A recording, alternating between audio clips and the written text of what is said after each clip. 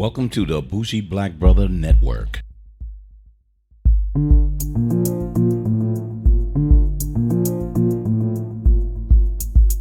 Good afternoon and welcome to Fade to Black Cinema. I'm Michael, your Bougie Black Brother, and today I have another foreign film, and I'm going across the world because there's so many different kind of movies that's out that we're finding on Netflix, a lot of foreign films. So this is the first time I ran into a Polish film, and again, Polish is something I just normally don't go with, kind of dramas and things in that matter. But this film, The Plagues of Breslau, is a new release. It was out in 2018, but I believe Netflix picked it up this year and started actually bringing it out, which is still a good thing, because they're just picking up a lot of foreign films so we can have a lot of content to see. But this one is a little different. I kind of had to lay back and say, what is this all about? Because it was on my new list, because I get a couple of new lists because I see so many different foreign films. So I get the opportunity to just select through a lot of them. And, that's what I'm doing lately. So you're going to see a lot more of these actual foreign films. So what is this one?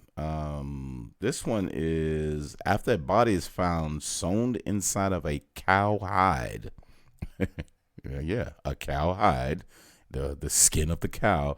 A local detective discovers a killer is recreating an 18th century plague of criminal punishment on a bunch of bad people. So this is interesting. This one, I can tell you visually, it just reminds me of a David Fincher. If you go back, 1995, a historic standpoint of Seven, with Brad Pitt and Morgan Freeman, which it seems as though they was taking like the different deadly sins, and so this one is the plagues of Breslau. So it's pretty similar to that. But this one, looking at the characters and the character development, they have a sad police officer, and they were showing her from the beginning. So when you seeing her, it's kind of odd because she shows up and she just shows up weird, and I mean, her name is Helena. She's one of the police officers. You find out a little later why she's always sad and drinking and passing out and stuff like that. But as this investigation moves on, she runs into a profiler from another city to help her investigate it. And they tell her, hey, this person's coming over and she's going to be helping you. So the next one, while she's there, is a man gets pulled totally apart by two horses. So he's tied up and he's just broken up, and then they just ripped his body apart, which is crazy as hell. So they really trying to find a pattern of what's going on, but the profiler starts giving them some evidence, and they're listening to her because it's another woman that shows up. But in the meantime, her partner, Helena's partner, gets kicked in the head by a horse because the horses went wild because they blew some gunpowder up, and it went from there. So it was really strange how the profiler was so good at kind of identifying everything that was going on. And then it was a different one, and then another person was burnt doing an opera, and it's a couple of different things was going on, but they had no idea why, and they had no idea how to bring everything together. Until the person actually revealed himself, which was really, really odd. But then why later on during the movie.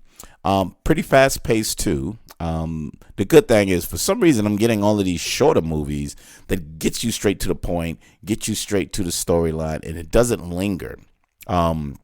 The acting of the main character, I really didn't like her browding around and I'm so upset because of my boyfriend died, and but you find that out later. But the one Magda, she showed up really well. She was like a frumpy type woman, kind of nerdish, kind of like she had a limp or something, always wearing baggy clothes, really, really eccentric in the way she does things. But I like the fact because, again, you got these intelligent people who doesn't care about appearance. They really have their mindset on trying to solve the case. But the twist is right in the middle. You kind of see it coming. If you don't, you say, oh, okay, I get it now.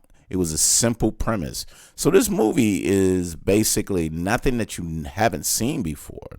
But because it's in Poland and it's based on historic events, I think it was, I'm not even going to quote it because I just forgot that. I think it was not Alexander the Great, but one of the leaders there actually pronounced these crimes or these plagues, and it went from there. But it's really, really interesting, and the cat and mouse game between the two women, but you find that there's a reason why she select Helena as well. And so at the end, you'll see a lot of things that occurred. So there's a lot of things that occurred that you find out the big reason why these people were being killed and why they had to pay for their crimes and why Helena was selected. But it was really, really good. It was another interesting movie.